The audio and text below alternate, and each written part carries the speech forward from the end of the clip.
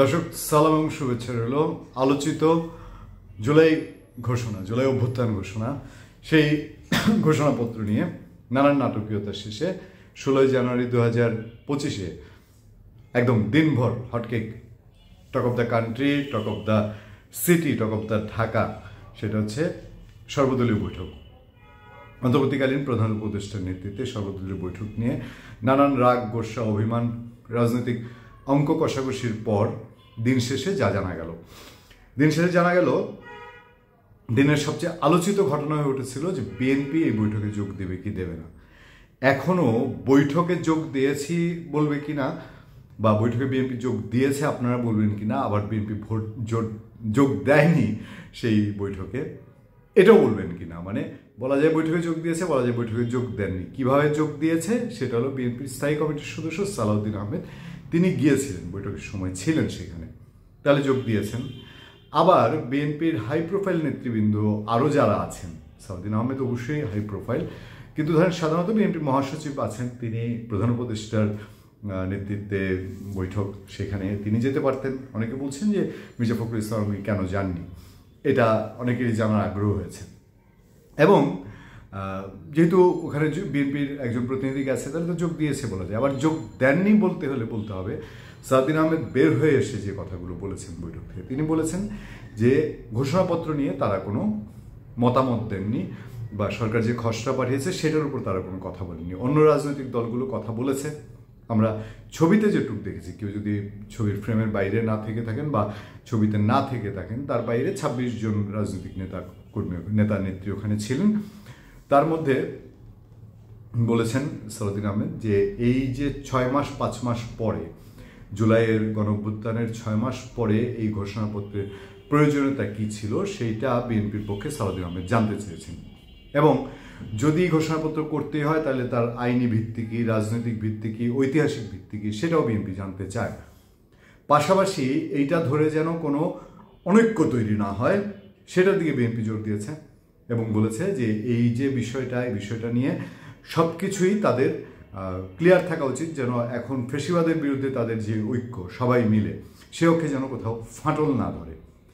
তাহলে, এবং সাংবাদিকের প্রশ্ন করেছেন, তিনি বলেছেন যে অন্য দলগুলো তাদের মতামত দিয়েছে, বিএনপি এই বিষয়তে কথা বলেছে, আর রাষ্ট্র পরিচালনার ক্ষেত্রে আর কিছু পরামর্শের ব্যাপার ছিল, সেগুলোতে বিএনপি কথা বলেছে, রাষ্ট্র পরিচালনার ব্যাপারে পরামর্শ দিয়েছে, কথা বলেছে, কিন্তু জুলাই ঘোষণাপত্র নিয়ে না।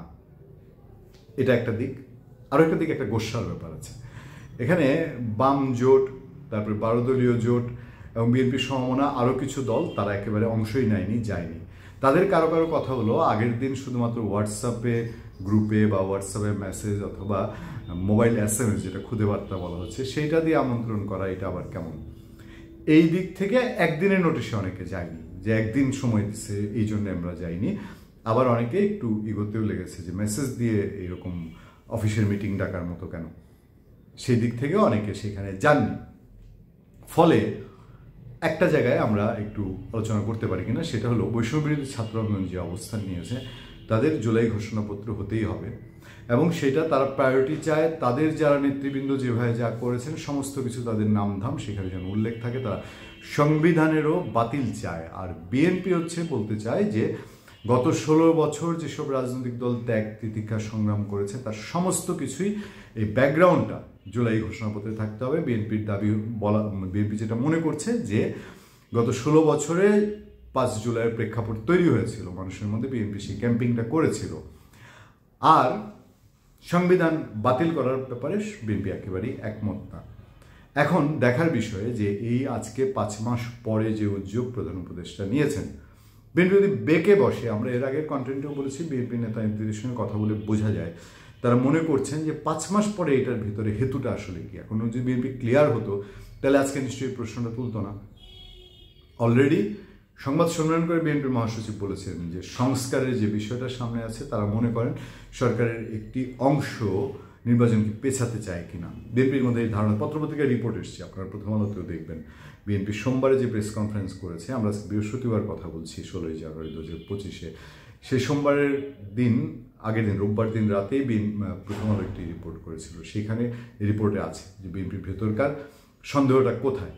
এবং জুলাই ঘোষণাপত্র বিএনপি কি একইভাবে দেখছে কিনা এই প্রশ্নটাও স্বাভাবিকভাবে উঠছে। এবং বৈষম্যবিরোধী ছাত্র আন্দোলন, বিএনপি, তাদের মধ্যে এই আন্দোলনের ক্রেডিট নেয়া এবং জুলাই ঘোষণাপত্রে কি কি থাকবে না থাকবে এই ক্ষেত্রে মতৈক্য হওয়াটা সময় সাপেক্ষ কিনা, এবং সময় সাপেক্ষ হলে কোথায় কোথায় কিভাবে মতৈক্য না হতে পারে, অনৈক্য হতে পারে, এগুলো বিষয়ের উপরে অনেক দূর পর্যন্ত গড়াবে কিনা। ধন্যবাদ সবাই, ভালো থাকবেন, সুস্থ থাকবেন। আপনাদের সাথে সবসময় আমি আতিক রহমান, পূর্ণিয়া।